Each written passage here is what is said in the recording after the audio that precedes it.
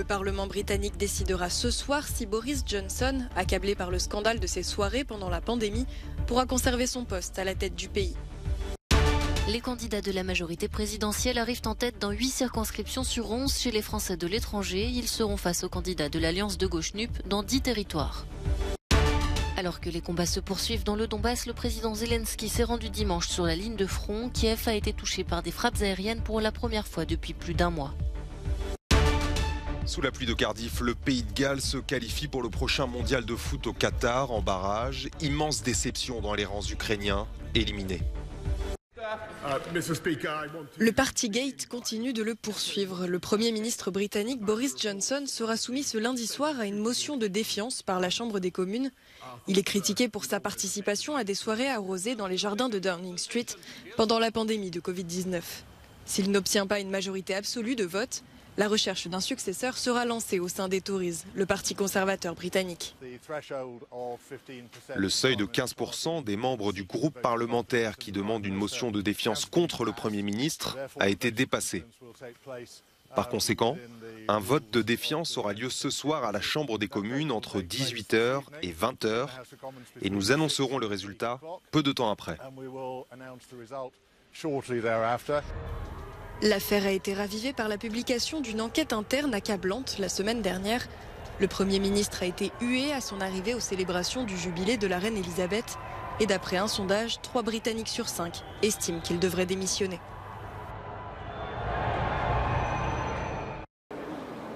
Les candidats pro-Macron arrivent majoritairement en tête chez les Français de l'étranger qui ont voté ce week-end pour le premier tour des législatives.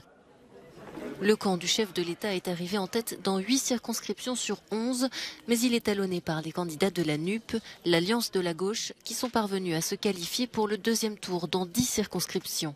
Ils sont même arrivés en tête dans 2 territoires, notamment dans la 5e circonscription qui comprend la péninsule ibérique et Monaco.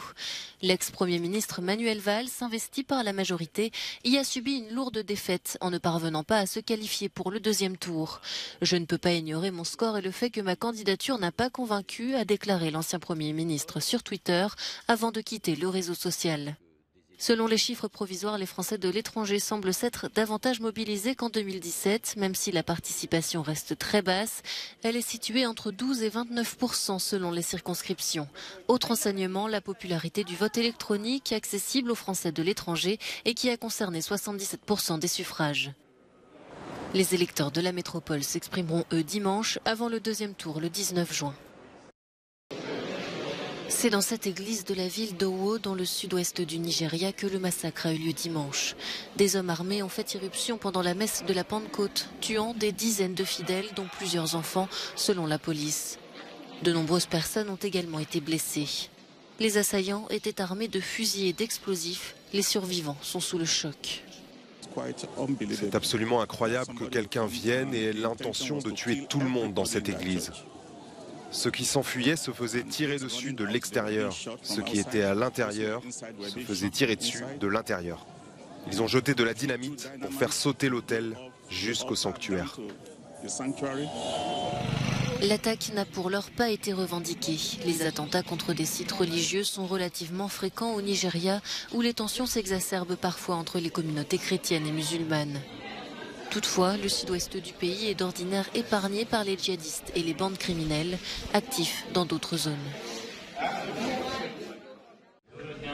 Remonter le moral de ses troupes et avoir une vue d'ensemble des opérations militaires. C'étaient les objectifs de Volodymyr Zelensky qui s'est rendu dimanche sur la ligne de front dans le Donbass. Le président ukrainien s'est entretenu avec des militaires mais aussi des familles et des déplacés internes, originaires notamment de Mariupol, la ville martyre presque entièrement détruite par l'armée russe. Dans la capitale Kiev, des tirs de missiles ont frappé tôt la ville dimanche matin, touchant principalement des infrastructures ferroviaires. Le Kremlin affirme toutefois avoir visé un dépôt de chars fourni par l'Europe. C'est la première fois que Kiev est frappé depuis le 28 avril, la Russie concentrant ses attaques sur le Donbass dans l'est du pays. Mais le président russe Vladimir Poutine a promis qu'il étendrait sa zone de frappe si l'Occident tient ses promesses d'envoyer des armes à longue portée à l'Ukraine. Malgré cet avertissement, la Grande-Bretagne a déclaré qu'elle allait livrer à l'Ukraine une cargaison de lance-roquettes plus moderne que ceux utilisés actuellement par ses troupes. Dans le même temps, alors que Moscou continue de pilonner l'est de l'Ukraine, une frappe aérienne a touché la ville de Drouskivka, détruisant des bâtiments et faisant au moins un mort. À Severodonetsk, l'armée ukrainienne assure avoir repris la moitié de la ville et progressé dans ce territoire clé du Donbass. Sous la pluie de Cardiff, le coup franc victorieux de Gareth Bale envoie le Pays de Galles au Qatar pour le prochain mondial de foot, une première qualification depuis 1958. Cruelle déception pour le capitaine ukrainien Andriy Yarmolenko, fautif sur le seul but encaissé par son équipe, synonyme d'élimination dans ce match de barrage. Le destin de la Sbirna, dominatrice au fil du match, est suivi avec ferveur par des supporters qui espèrent oublier le temps d'un match, la guerre qui ravage leur pays. Leur déception est immense.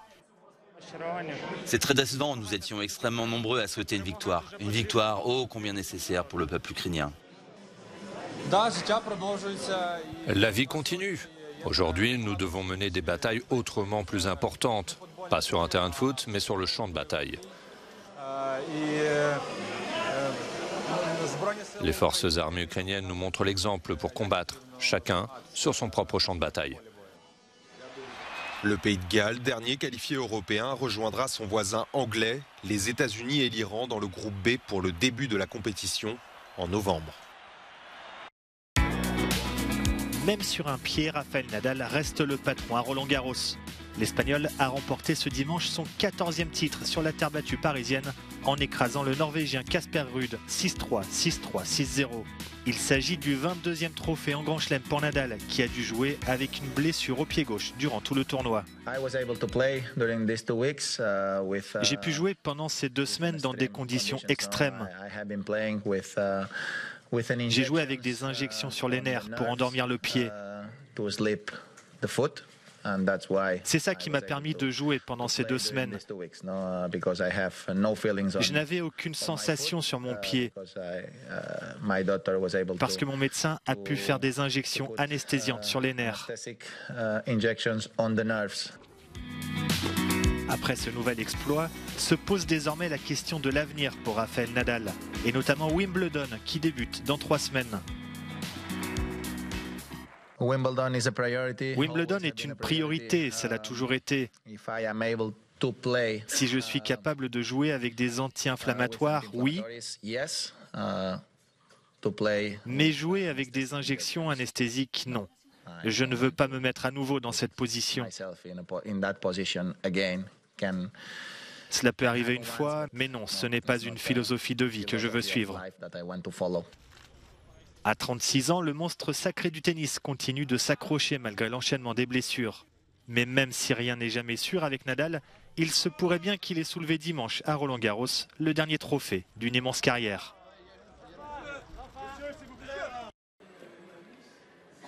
Cézanne dans les rues, Cézanne dans les couleurs des maisons et des pierres, et Cézanne dans la lumière.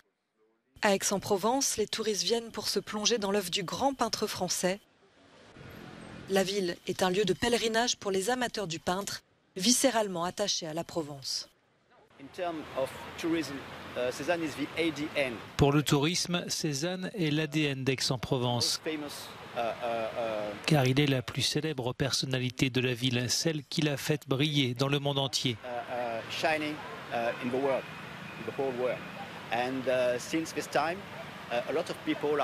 Depuis son époque, les gens viennent ici pour découvrir les endroits où il travaillait, où il peignait, où il a vécu, où il est mort. Les œuvres de l'artiste ont rejoint les plus grands musées du monde, Philadelphie, Londres, Paris. Aix expose encore certaines de ses peintures emblématiques, comme cette vue du Jas de Bouffant. Et ce tableau, il est très symbolique parce qu'il représente une période intermédiaire, une période entre les 2 grands moments de sa vie, c'est-à-dire l'expérience impressionniste de 1870 à 1880 et la période de maturité, cette période de maturité qui en fait le père de l'art moderne, comme Matisse ou Picasso ont pu le dire. Entre l'impressionnisme et le cubisme, Cézanne représente une rupture dans l'histoire de la peinture que ses contemporains n'ont pas toujours su apprécier. Alors qu'aujourd'hui, ses admirateurs s'imprègnent de son esprit en visitant son atelier, où il a travaillé jusqu'à sa mort. Ils se promènent aussi dans les sites qui l'ont inspiré autour d'Aix, avec toujours une vue sur la mythique montagne Sainte-Victoire.